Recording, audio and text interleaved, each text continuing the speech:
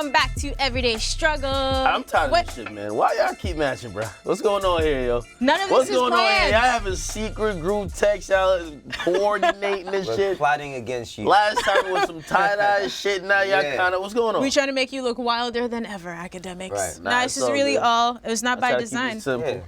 Try to keep it simple. What's up with y'all? Great minds. Right, absolutely. How you Great doing? minds. Great minds wear black and yellow, Ag. You wear fucking black and red all the time. Black, yeah. Black and red, that's my favorite Not black color. and That's not my red, favorite colors. It's just easy, yo. And there's mad team hats. To keep it real, you know I pick an outfit? I go in the closet and I look Grab at a a hat. hat. And the hat gotta dictate the colors. I've learned you gotta match the colors. You of the only have hat. black hats. What are you talking Why would about? I get any other color hat? Like, what other hat Are colors your should I clothes get? actually hung up in the closet, or are they on like a pile on the floor? Yeah, and no I would think that disrespect, shit because is some of like my shit is in a a pile pile on the on floor the floor. Do I sometimes look like too. a slob? Yo, we all do 3 laundry days and out the don't week. fold the shit for a my, week. days my out the thing week. is color coordinated, So the organized. answer is a yes. Most of it is in a Right. pile on the corner. All right, Ak. Right. It's cool. It's cool. It happens to the best of us. Listen, listen. I don't know about sneaker closet, but if JLP did like just regular closets, you could come through and see some shit. Why are you laughing? Why are you telling Why laughing jokes? so hard? Because you're telling jokes here on a Thursday morning. No, on I'm Everyday telling you, I got some shit. Remember when Cam said he got a pet cemetery in his closet? I'm not saying I got that now. No, Peter, but I got some. Not a single want people to person watching believe that this he show. got some fly No shit one in would his ever closet. believe this. Anyway, Bro, I got hella shit. You tell good wearing stories. so bro. much. You You tell know good why? You know, I'm gonna tell another The thing. one why. pair of Gucci loafers you got? Yo, the expensive shit, when I wear it, I gotta dry clean it. I just like throw my shit in the fucking washer, bro. His clothes definitely on a pile on the floor. Anyway, right. guys, welcome back to the show. We're gonna do a lot of some throwback things today, this week in hip hop. But first, is the Drake curse real? We want some real answers today. A lot of people believe it is. So boxer Anthony Joshua took a photo with Drake a couple months back, said he was gonna maybe break the curse. Didn't happen. On Saturday night, he lost his big fight, got knocked out. So Conor McGregor's MMA coach John Kavanagh tweeted, "If Drake ever tries to visit my gym, he's getting roundhouse." And boxing promoter Lou DiBella also chimed in saying, "None of my fighters can go near Drake, writing it into my bout agreements." I don't know why he hashtagged boxing, but anyway. That's wild. That's wild. Yeah, that shit is, but, all right, I don't believe in curses and all that because I don't believe in superstition. Tell 'Cause Lil B that. I don't believe in that shit. Only because I believe that people have superstitions for everything that don't matter. All the shit that matters, nobody makes superstitions for, right? But Reggie Miller cursing next. no, he did not. No, he did not. He did. He No, did he some did juice not. on him. They went to the finals like 3 years after that. They went to the finals twice after that. What are you talking about? They ain't winning like 20 years, bro. Go ahead. So what? See his story. Reggie Miller, Cursed, nigga, they're Reggie Miller cursed. never won a championship either. So was he cursed? He cursed himself. Whatever. No, but I don't like. He's just bad at his picks. Like I think he's bad at his picks. He's not bad at for his pick for Toronto, but I mean like they just can't beat the Warriors. That's what I think. But as far as everything else, his college picks, they always pan out to not go well. They always pan out to not go well. Honestly, the Drake curse ain't real. The Drake being a groupie that's real. The thing is, Drake hangs out with all the popular dudes. Like, he hangs out with every team. Like, there's no team that Drake just doesn't fuck with. So, to be honest, like, you could always match Drake trying to get in the mix with one or the other team. And it just seems that he's always, like, pictured with the losers. You know what I mean? I don't think it's a curse.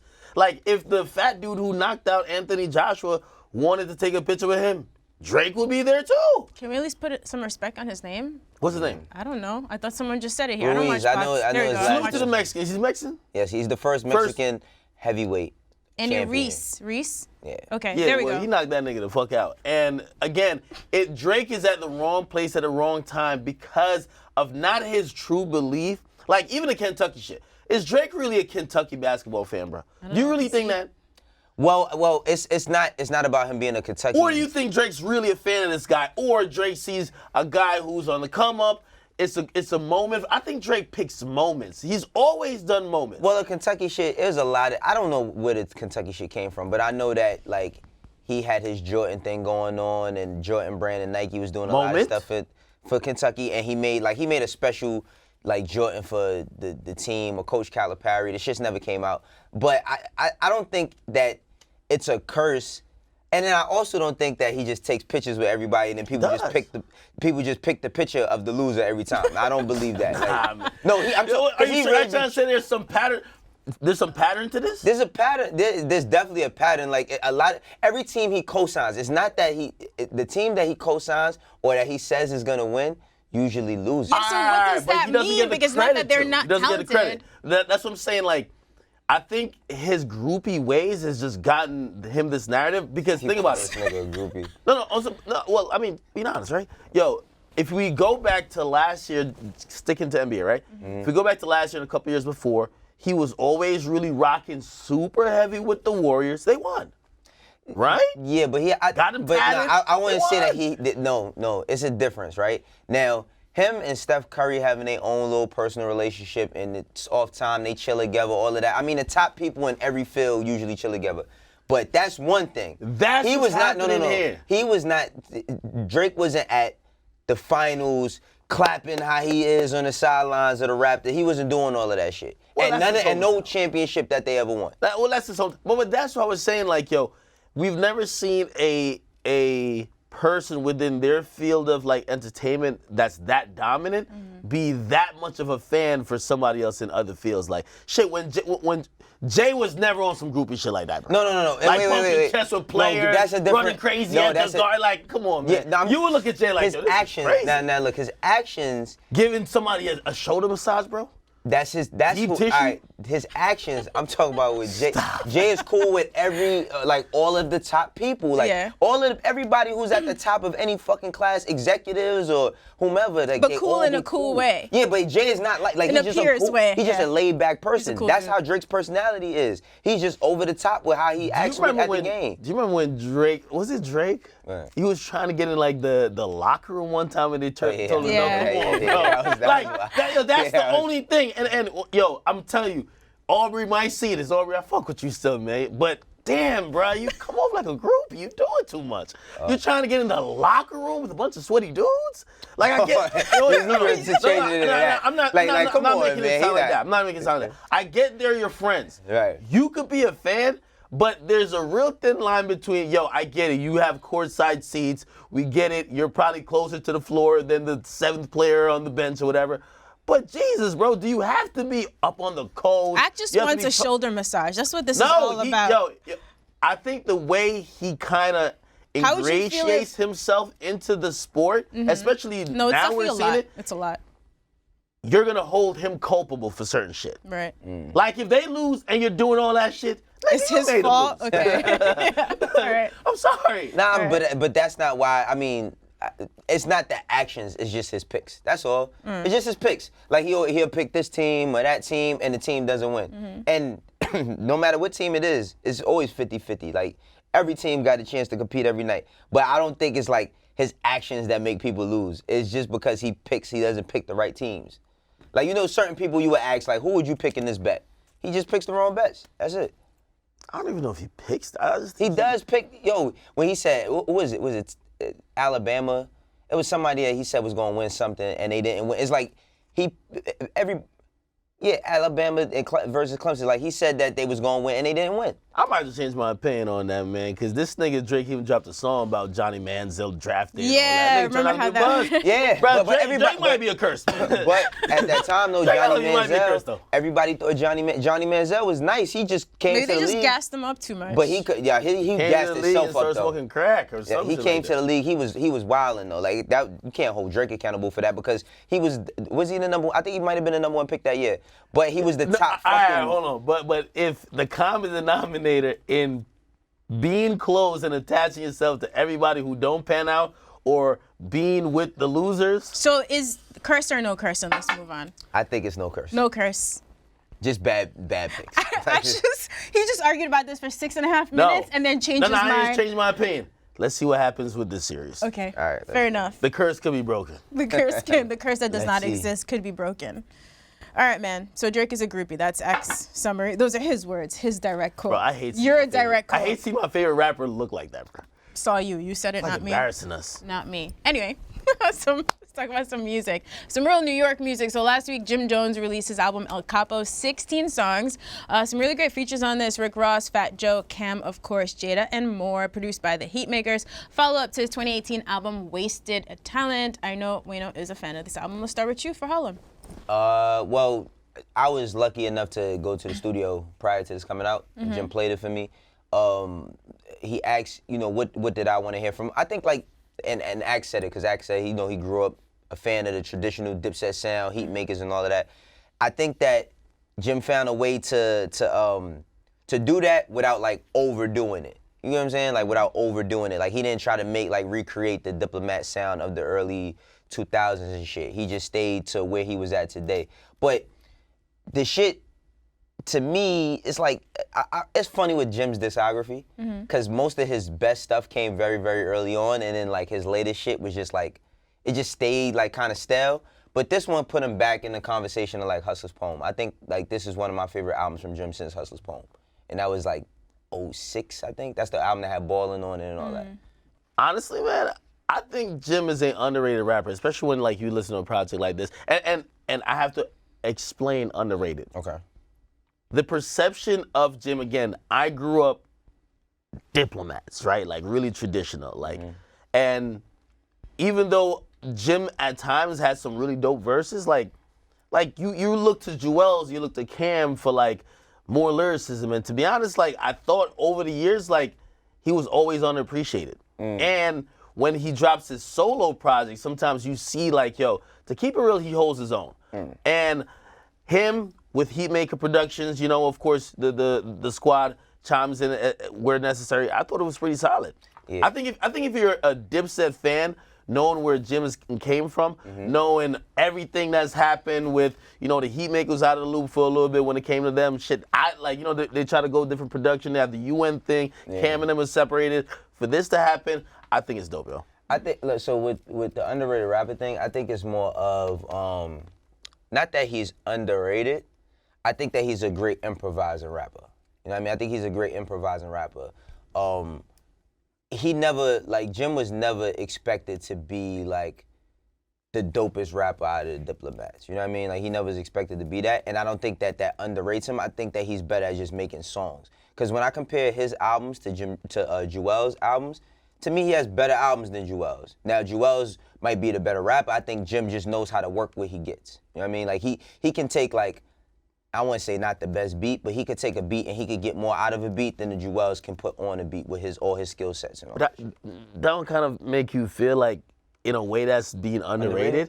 Because if we're comparing all of them, and somebody like, just skill-wise, and somebody made that argument for Jim's skill, you'd probably be like, hey, you comparing Jim to like Juelz or Jim to Cam? Like, nah. But when you listen to the projects, you kind of feel that way. Yeah, well, I want to say underrated. That's what I'm saying. It's like, I don't think he's underrated because I think that everybody appreciates, like, he's already proven that he can rap, but I think, like, his rap skill hasn't really, like, elevated as far as his delivery, but how he makes the song. You know what I mean? Like, how he could create a whole song, that always gets better. I think his skill set always stays kind of around the same place. But how he can make a song with that skill set, that's what I mean by improvising. Like, he's good at improvising. I don't think he's underrated. Because we don't really, I get what you're saying, but like we don't really rate him amongst like other people that might have his same skill set. I think he sits in like a kind of a space of his own when it comes to Diplomats. Yeah, for some reason, well, again, maybe it was just perception-wise then. Like, I thought a lot of people looked at Jim, and there's a lot of Jims, so to speak, in many crews. And be like, oh, that's a hype man that raps. You get me? Not the dude who's a rapper, may not be the best in the crew, but he could rap. You feel me? And he could handle himself. I think sometimes, you know, like, I mean, to a certain extent, some people look at Yayo like that. Like, when it comes to G-Unit, like, people always had that type of thing. But I think Jim, he doesn't get his proper due because of, you know, the other two that members who definitely shine. You know who I would love to do that? Like, this conversation that we having, I would love to do that with ASAP. Like, I feel like the crew comparing? Yeah, because I feel like there's a lot of people in ASAP that's kind of underrated, but it's due to, like, some of them having better skill sets but don't make better songs.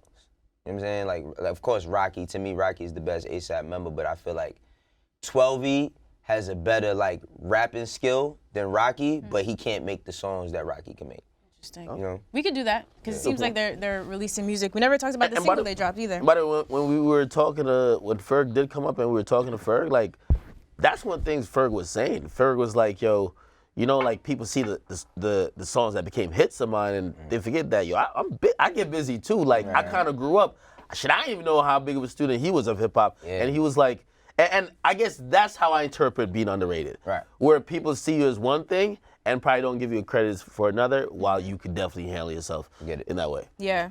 I heard some of Ferg's new music recently. Curious to see what you guys think. He's definitely trying some things, but not like stepping too far outside of his lane. Now, I'm not like, I'm not in this studio. I'm just in studios, you know what I mean? Gotcha. Oh, you hacked it from the email. Hacked it from the email. All right, so before we move on, any song, like standouts for you on this album that you really like a lot? Yeah. The joint with, excuse me. Here you go.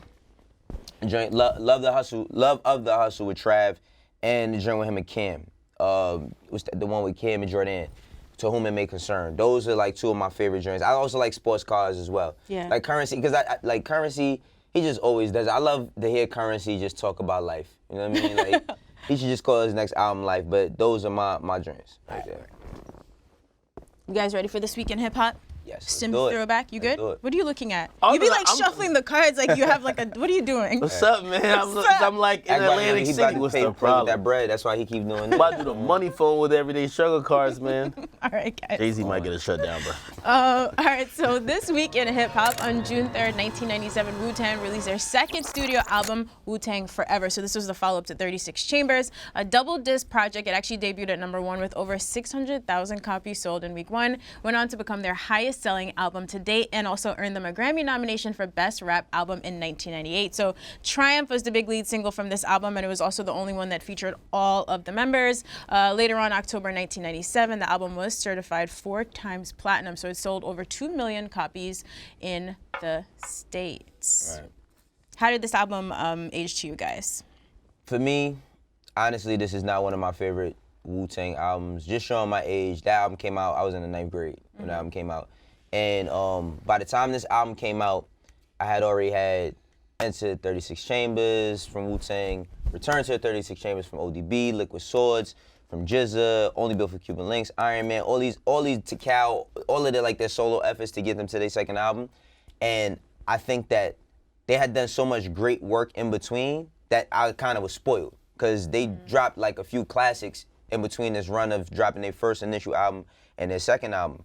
By the time they got to this, now don't get me wrong, there's tons of shit on there that's good, but to me this was a forgettable album. Okay. It was a really forgettable album for me. And now it does mark a time in hip hop where everybody was dropping double albums. I mean, Biggie dropped Life After Death that year. Year before, 2Pac had put out All Eyes on Me. I think Master P dropped a double album this summer too. Was it The Last Dawn? I know it was one of them joints. He dropped a double album. So double albums was the thing. But for me, I didn't really like get into this album much. You know, I mean, I got into it, but I mean, like, I didn't appreciate it as much as everything they gave me before. You know? Did you feel the same, Act? I probably have a different outlook from it, because when I actually listened to this was much later. Right. And also, y'all know my story. I came here like 2000. Yeah, it's from Spanish Town. We know. We know that. Wayno doesn't, you know, he likes to make fun of immigrants. He likes to make fun of immigrants, that's it. No, but what I'm saying is that, so when I got here, I didn't really even take heed of this until probably like 3 to 4 years after. Yeah. So like when I heard it's a different time, like most of them. Damn, that was like almost like damn near 10, not 10 years, but like 6 or 7 years behind, right? Exactly. So pretty much when I heard this, most of them like solo projects, some of them I didn't even hear at that point. So like I appreciated it more, because I'm like, damn, I was getting introduced to Wu-Tang. You feel me? So like I remember even listening to what the fuck is this joint with the That's why you're shuffling the cards. I was looking for the. I gotta get in a time machine to remember this one. Nah, for real. Yo, no, even as high as Wu-Tang gets, bro, I'm telling you, like, the intro, even the intro to this too, like, that shit took me. And from there on out, like, I was kind of like just picking each member. From there, that's when I got into different members. You got me? Yeah. So, like, I took the first project they dropped, then I took this, and then that's when I kind of got into the other projects by the members. But, I mean, it's different for me, because without that, I probably wouldn't go check them niggas out. Yeah, I mean, yeah, like for me, I seen Wu-Tang their entire career. Like I got a chance I was a kid when they came out, so I got to watch their entire career. But this was like, I ain't gonna front, I was disappointed with this album. I ain't gonna lie. I mean, it tells a great story, because, I mean, when you listen to, like for me, every album that they put out was kind of like a Wu-Tang album because they always featured each other, right? And I'm talking about like, my favorite album out of everything they've ever did is probably my shit. Only Built for Cuban Links, Raekwon's album, right? Yeah. Then you got Ghostface, you know, the Iron Man album. And each album that they did, like Ghostface's first album was featuring Raekwon and Capadonna, right? So on the cover, it has him, but it's featuring, so it's kind of like a group effort mixed with them, and the same thing as Only Built for Cuban Links. Then with Liquid Swords, I just was really spoiled as to all the music they gave before, because I felt like a lot of that shit was just classic music, and by the time I got to this level, like the level of production that was on this, all of that, it wasn't none of the shit that they was dropping before. Okay. None of it. And I mean, when you watch the documentary, you see like when they made the like the shit that's on Showtime, you see the like how they went through the process of making it and everything, and they was having like fallouts with each other. So that kind of probably went into the way they was making the music. Yeah. So this was like not my favorite Wu-Tang album. It makes sense. So we actually have a fan question about it too, from Andy Nesser. So, hey Nadeska, Wayno and Akademiks. Hope y'all got to watch the new Wu-Tang doc. My question is, do y'all consider Wu-Tang Clan to be the most influential rap group of all time? Not talking sales, more like the group's impact and culture. So yeah, like Wayno said, he's talking about Of Mics and Men. That's a Showtime docu-series directed by Sasha Jenkins. I still need to finish it, but for me personally, getting to speak to Sasha Jenkins was interested. Just because, so like I came here in like 97 and also was very like much in Brooklyn for that time. I didn't know much about Staten Island growing up. That was like a foreign land. Yeah. I didn't realize even in the first episode of the docu-series, it really focuses on their environment. So growing up in the projects, poverty and the racism, I didn't realize how racist of a place Staten Island was growing up. That's not the experience like I had growing up in like Flatbush or Crown Heights or anything. So it's definitely very interesting. If you're not super familiar with their background, you should check out that doc. But anyway, to answer the question, right? Yeah, to answer the question, are they the most influential rap group of all time? I say yeah. They're not, Wu-Tang is not my favorite rap group of all time, but they are one of my favorite rap groups. Most influential, absolutely, because they was the first, what I loved about them was like, I grew up in the karate movie era, where all your friends in school, we all thought we knew karate, Bruce Lee was a big thing, all of that shit. So them merging like karate movies and all of that into music was the craziest shit when I was a kid. Them doing international stuff, you know what I mean? Like they were the first artists I seen do international really. But I would say like my favorite rap group personally is the Lox. But like I would have to put them first and then probably Run DMC after. You know, like Run DMC, and then we get into like the Outkast and all these other people. But Wu-Tang is definitely like the most influential across like on a global scale. Yeah, globally I'd say they're the most influential, just because honestly I think globally they're probably their brand probably stretches the furthest. Like you could look in many different, and it's not only just because they've fused a lot of Asian culture with hip hop. I think their brand is extended beyond just what hip hop is. If it was just the States though, I'd definitely probably say Outkast, but just globally I gotta rock with Wu-Tang. That's very true. Also, side note, although like their story, and really I'm going off the brand. I'm going off the brand that everybody built and the music and everything, the lights on, everything. They're like Pac globally. Yeah, I mean, shit, bigger. Only because like the symbol, right? The symbol. I mean, I've seen so many like just tattoos. Like that symbol is like one of the most. The Wu-Tang symbol is like the Jordan symbol in hip hop. Like you know how like I remember I seen something where it said you can find like the Jumpman Jordan symbol in the richest and the poorest places on the earth, right? And for the Wu-Tang symbol, you can find it anywhere. It's like literally like the Jordan sign of hip hop. You know what I mean? Like it's the most recognizable symbol. When I think of all symbols, like it's more recognizable to me, not recognizable, but more like iconic than, and it's a lot of great logos, but I say like the Bad Boy logo, that was one. Of course, like Cash Money, all these different logos, but the Wu-Tang logo, because they put it on so many different things. So many different. I can't remember the Cash Money. What's the Cash Money logo? It's just the box and it says Cash Money Records. Like, you know what I mean? But I mean, it's a lot of dope logos, but like the Wu-Tang logo that shit is international on another level. Like you can find it almost anywhere. So the Wu, most influential Absolutely. globally. Yeah, go check out that doc. Very fire. One more for this week in hip hop. So this week on June 4th, 1996, 2Pac released Hit 'Em Up featuring the Outlaws. So this first appeared as a B-side on How Do You Want It and was released on the compilation album Death Row Greatest Hits. Now obviously on this he was taking shots at everyone on the East Coast, including Big and Diddy. This was really a turning point in the feud between Pac and Big. Also considered, not debatable, right, one of the best diss tracks of all time. Even the music video was like very, very extreme. Yeah, one of the most disrespectful diss tracks of all time. The opening line is, "That's why I fucked your bitch." Like for real, like no, that's the opening line. But a lot of fat shaming going on too. I ain't gonna lie to you. yeah, niggas looking like Larry Holmes, flabby and sick. See you fat motherfucker. Yeah. But Pac, what was crazy about this? Because they did the video. Yeah. I mean, the video was crazy. They had the fake Lil Kim, the fake Lil C's. Was another thing that people never really paid attention to, or they don't talk about, is how he put his little homies on with the Outlaws. He had them dissing them on there too. But Mobb Deep, like, you know what I mean? Like the whole sickle cell shit, like it's definitely one of the most, like you can't just throw this on any day. I think like you gotta be having a conversation about like diss records and then throw it on, because this is not a song you just play casually. I think this inspired disrespect. Well, no. I mean, disrespect was going on, but like, I think it inspired, like, you know how 50 did diss tracks where like him talking at the end of the diss track was more potent than the actual diss track? Because this nigga was going on everybody. I remember like looking up that there was supposedly alternate versions. Apparently Jay got dissed on this shit, they took it off.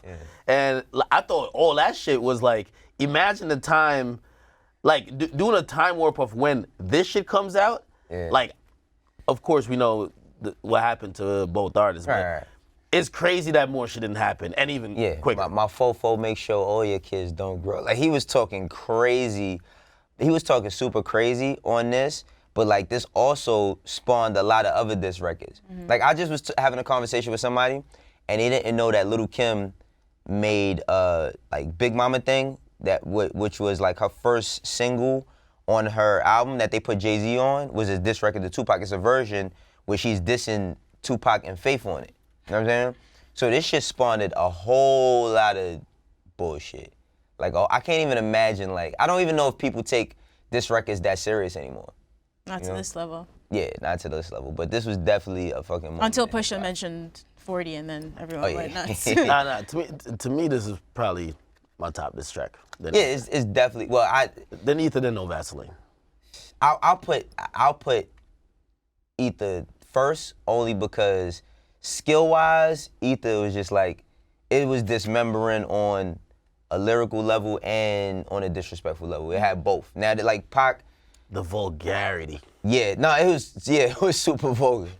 Like he just was throwing people's names in there, like, you know what I mean? Fuck Bad Boy as a staff record label and a motherfucking crew. I'd have paid to be a fly on the wall, and we've seen reenactments and shit like that. But I'd have paid to be a fly on the wall when Diddy and Biggie hits and shit. You said, when they heard like it? when they heard it, like what's the what's the vibe after that shit? Duh. Because you know, like supposedly there was like, yo, people want to respond, but then it was people talking each other down. That would be an interesting time to see how like the live reaction of it, because I mean, even with them like Ether, like that moment of Jay going up to the radio station and like kind of giving a reaction to it, like you could tell how he was taking it at that point. Like this, I mean, this record in particular, I can't imagine like what was the conversations that everybody was having. Then I wonder how Faith felt. Huh? And I wonder how Faith felt. Shit, I wonder how Faith felt when Biggie said on Brooklyn's Finest, if Faith had twins, she'd probably have 2Pac's. She said get it. She said it was a joke. Pac. She said she understood it as a joke. Yeah, but because he would joke about that like in real life. Yeah, but Kim, when Lil Kim dissed Pac and Faith on Big Mama Thing, she said something about Faith having twins and Tupac. Like it just was a lot going on. What's crazy is that in this time, looking back on all of this, we've outlived them as terms of years, but they still seem older than us. Like to me, I every time I look at Tupac, I always feel like he's still older than me at that time, like than I am now. Oh, interesting. You know what I mean? Like Biggie, like I never, like the average, and that's just the levels of 25-year-olds today. You know what I mean? Like you don't look at Pac and be like, oh, it's a lot of 25-year-olds just like him. You know what I mean? Just because of his mind and all the other shit.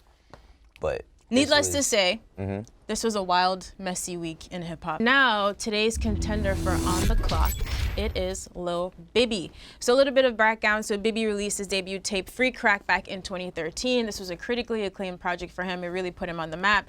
Then in 2014, he was on the XXL freshman class cover. In August, he dropped Free Crack 2 with DJ Drama. And then the third part came in November 2015. So then the last big update we got was in October 2017. He said he was gearing up to release Free Crack 4, but he had to hold on for sample clearances, etc. We never got the project. So since then, he's released a couple singles and been featured on people's songs like A Boogie and Herbo. But then his big move was he was one of the first people to really co-sign Juice WRLD after hearing Lucid Dreams. He got to work on signing him and made that final in February 2018. So that was a huge business move for him. Obviously, Juice WRLD is very successful, but Bibby as a solo artist, would you guys put him on the clock? Yeah, Bibby as a solo artist, he's definitely on the clock. I mean, this is probably the overtime clock. Any fan of Bibby been waiting for Free Crack 4 for forever. Like, I mean, it's been like overdue for a minute. He's promised it. He said he was going back to college. And honestly, I really chalk it up to, I don't think his heart really is too much into create music. I think it's into the business side of music, but not perhaps creating and putting out music himself. You know, of course, again, you mentioned he co-signed or he signed Juice WRLD. Clearly, he's probably not starving for money, right? That's definitely one thing we could assume. But I don't think he really cares that much to really put out music to like feed his fan base. And his fan base been asking for this. He, like, you know how people are saying like Uzi's taking long? Like, all right, Uzi's like 8 months to like a year late. Fine. This guy's like 3 years late. You know what I mean? So again, I don't think he's rushing to do that. I've never heard anything about maybe labels, because sometimes when artists are not music, it's not just they lack motivation automatically. Sometimes you gotta look at their label situations. What else is going on? Maybe life situations. He did enroll back in college, and after that, he's been really falling back. He's pushing a few more artists. Like, he signed Juice WRLD. He signed like 3 more other people, and he's working their projects. Clearly, he's more comfortable with leaving his stuff on the side and doing that. So then is it even unfair then to put him on the clock? You know what I mean? On the clock. I'll say this, right? With all of that being said, I'll say this. There's no clock. He's done. Yeah? I think he's done. I think he's done. Like, even if he wanted to come back, or you're saying like he just doesn't even want to, so it doesn't matter? Because he doesn't want to. Okay. I think he's done. Now, the only thing that I will put on the clock when it comes to Bibby is I want that official album with him and G Herbo. That I never got. Like, I don't even care about Free Crack. Okay. I'm been off of Free Crack, and I think that, like Ak said, his motivation is gone, because I mean, who's gonna want to rap when you're probably making more money, you know, off of an artist that you signed than you were as yourself, right? I just think that he doesn't care about rapping anymore. But I will put that on the clock. I need that album with him and Herbo. But other than that, I don't think Bibby's gonna be rapping anymore. I disagree with that though. Like, why? I well, not put him on the clock. I disagree with the thinking who would want to rap once you've signed someone who's making a lot of money. Oh. Like, he never was really invested in rapping like that. Why would you say that though? Well, I look at those people very differently. I look at Akon differently. Like, when Akon, you know, made a big signing, like, he fell all the way back, and I thought he was pretty talented. Like, that shows me a passion for music and probably where your true intentions probably really lied. Yeah. And again, if I'm taking it from Bibby's actual music, it seemed like he was definitely invested in telling the story. I'll tell you this. The reason why, because Bibby signed with RCA, right? He should have never signed to RCA. It's an R&B label, pretty much. He should have never signed to RCA. And isn't that where the Mob is signed to though? Yeah, they're signed, but they're totally different artists. I think that, like, see, with the Mob, excuse me, with like Rocky and the Mob and all of that, well, all of them aren't signed there anymore. I know it's just probably Ferg and Rocky, but they're more on the creative side of making music and how they roll it out and all of that. Bibby just like to rap and put the shit out. He don't give a fuck about having a big single. He don't give a fuck about having a big first week. He like to rap and put it out. When he signed there, he couldn't navigate in the system of how he liked to put out music, which prior before, they was just throwing shit up on SoundCloud or you doing videos on YouTube and getting whatever they wanted out of it. So I think that with that being said, he's done like with music. Cause he's not, you think Bibby is really sitting back like, yo, man, I gotta get this free crack out. He ain't worried about that shit, man. He don't give a fuck about none of that. And it's kind of unfair to the people who are big Lil Bibby fans. But I think he's way off that. I think that now his mentality, because he signed the artist that is so massive and is doing so well, his mentality is already shifted to being a businessman. Right. When the last, like, we ain't heard of Bibby getting in no trouble or none of that shit, right? Except when he's cracking down bootleggers who's trying to. But he ain't getting in no trouble. He's a businessman. But he's not getting in trouble. He's not getting in trouble. Like Bibby then changed his mindset from just being the artist to being the CEO. And I'm pretty sure he still got the ability. If he want a fucking Juice WRLD record, he could have one right now. Yeah. Why wouldn't he do it? You know what I'm saying? So it's like he's off a rap. That's really. I think he's done with rap. No, I think when he's and he's pushing a couple different artists right now that haven't taken off like Juice WRLD yet. When it will probably require him to use his brand as a rapper, because Juice WRLD popped off without him having to, oh, yo, I'm on a song with Juice WRLD. This is the shit to get him on. He didn't have to like pretty much use his rapping ability or his rap career to co-sign Juice WRLD as much. I think a rapper who is coming up maybe in the same lane as him, he'll get back more into it. Because it'll be a little bit more motivation. You know what I mean? It'll kind of give you, like... Act sounds like a Chicago hopeful. Because, you know what I mean? Sound like, nah, man. Now, listen, I know the CEO life is sweet, but again, I do think sometimes, and we've seen it, like, look at Ross. His career does help push his brand. Yeah, you get absolutely. Me? And while that wasn't the case with Juice WRLD, it might need to be with some of the newer acts he signed. I feel you, but see, the thing is like, see, the difference between a Ross is Ross had his own individual success.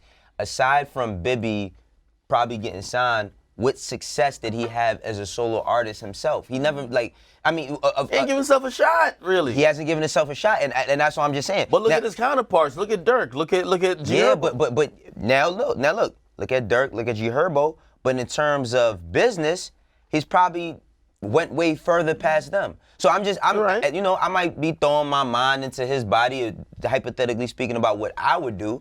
If I really wasn't motivated by the label that I was on and I couldn't get off of there and I was having frustrations and then I signed a Juice WRLD, like if I do rap one day, it's gonna be for fun whenever I feel like doing it. But other than that, fuck rap. I respect it. All right, so baby, you are sort of on the overtime clock, but not really because you're doing your CEO shit. But Wayno really wants his project. He's somewhere in between on the clock and just off the clock and done. Listen, I want the one with him and Herbo. Give this man the joint project. With Herbo. So everybody want that too, but like you want free crack 4 first. You can't get. Nah. Get over it. We just said it's over. It's over, man. It's over. Before the egg. It's over. Okay. So. Okay. All right, the Red Dog. Should we finally do this story? Oh man. I'm tired of seeing it on the screen. The story just we've just not gotten to it all week, man. All right, so last Monday, Valee shared a video of his freshly dyed dog. His poor dog dyed red. Internet got understandably pissed off about this because why would you do this to a puppy? He responded to all the hate by saying that of course he dyed his dog in edible vegan dye. There were no chemicals involved. They're also mad about it walking on the hot asphalt, but apparently that was also not an issue. But maybe it was just for promo or because people were pissed to use it for promo because now the dog is on the cover of his new project. There we go. I mean, the nigga said, y'all wow. They could have photoshopped the dog red. Like, you know what I mean? Like seriously. Like. That's the thing. Was it for promo or did he really just want to dye the dog and then because it caused such outrage, he decided to use it? We'll never know. Chicken egg, right, Ak? Niggas are. Listen, niggas you gotta flip everything into promo to keep it chill niggas like is these crazy. days. I mean, I don't have no dog. Would you dye your snake red if you could? Oh. I mean, is that inhumane? Like, if you have the dogs just like... I mean, we can't hear the dog side of the story. So, you know what I mean? Like, there's the chemicals that you dye... There's no chemicals, apparently. Is it vegan dye or vegan edible dye. That nigga lying, man. Let's keep it 100, man. That nigga ain't got no vegan fucking dye. Like, yo, let's keep it real. That nigga know he just dyed his dog for some promotion. Oh, man. He don't give a fuck about... Well, he probably do care about the dog, but he's not thinking about it's inhumane, right? Just like they even have this new thing. I didn't even know that this was a thing. They said in New York, like, you can't fucking declaw your cat anymore because that's inhumane. Oh. He probably just dyed his dog, People started making a stink about it. Yeah. And he made up a couple lies to explain it. It's vegan diet. Like, come on, bro. I believe that. Shit like this just shows me that niggas have to. And then to keep it real, For real, it's the niggas have to first put time time in we're it. talking about, what's his name, Valee, since we talked about niggas stealing his flow. Perfect time to throw what we're talking about on the cover of your next project. Bingo, 15 extra sales. Oh, damn, bro. Such an asshole. Damn. All right, great.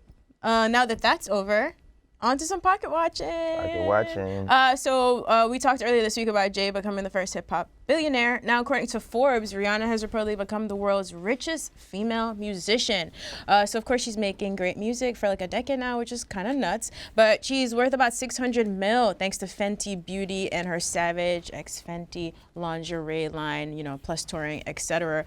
The Fenty Beauty line was brilliant. Sells really, really well. The products are great. I've tried some of them myself. So props to Rihanna. That's great. And she's never on the clock. You want to know why? Because she's Rihanna. Because she's executing high business, so she can drop her fucking music high business. whenever she feels like it. But Also, nah, it's crazy to think of how young Rihanna is and how many projects she's already dropped. There's no clock for her. She's good for life. Yeah, she's. Whenever she wants to come. No, I'm ready for this reggae album. But- I'm not saying she's not on the clock, but I'm ready for this. Good. Yo, it's been a minute since we've got some Rihanna music. And listen, that Fenty shit is all cute, but drop a fucking album. Drop an album. It's cute. I've been watching her on Instagram. Her and tutorials fans are hilarious. She does that? Beauty tutorials. Yo, her fans are like hounding her, like, where's the project? Where's the project? I think she's a little bit too busy, like, caking off this, like, like she should be. Listen, man. Which for There's her, I a point understand. where it felt like she was dropping an album almost every year. She deserves some time to But catch that's her what I'm saying. breath. For her, I understand. For Bibby, I'm like, man, you could still rock out, do your thing while your artist is still Here he goes prospering. again. You get me? Like, there's no such thing as, you know, What? is Wayno okay? There's no such thing as just like fucking killing your own career just because you're getting too much money if you're really passionate about something. You still have a career. Like they still have careers. Well, Bibby, you say he's off the clock. You have a career making No. He's a fucking superstars. CEO now, Rihanna man. is different. Rihanna's completely different. You see, Rihanna already, I'm talking about musical career. Yeah. When I look at musicians, I'm thinking they're passionate creators. He's a rapper, man. Talking about What I mean? a musician, like this nigga's playing the fucking trumpet while he's rapping. He's a fucking you rapper. mean? Dog, he's a rapper. He hit a lick on Juice WRLD, man. I wouldn't be rapping no more neither. Fuck that shit. That shit is, yo, being a rapper is a stressful job, my nigga. Like, he might not want to get up early and have to do interviews and all that other You shit. don't gotta do interviews? Yeah, Most guess of what? these niggas don't do interviews. He can get up every day and just handle Half some the fucking niggas phone I cancel calls. here, they don't do interviews. Or they say they're gonna do it, they don't do it. He'll do it. I give you that. But he don't want it, man. Listen, he's like, I'm off that shit, man. Whatever.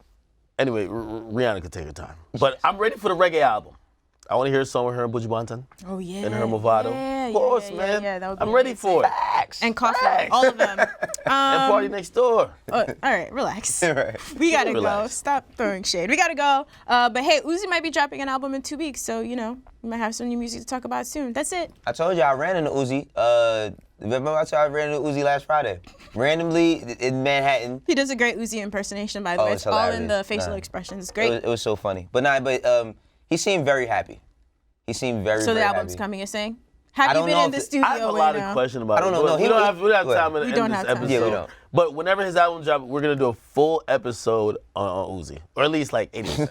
You I gonna was do a gonna full say, you episode show up Uzi. early and do that. We'll join you. Well, I'm 30 telling you, minutes I'm in. going to have a 20-minute breakdown on every song.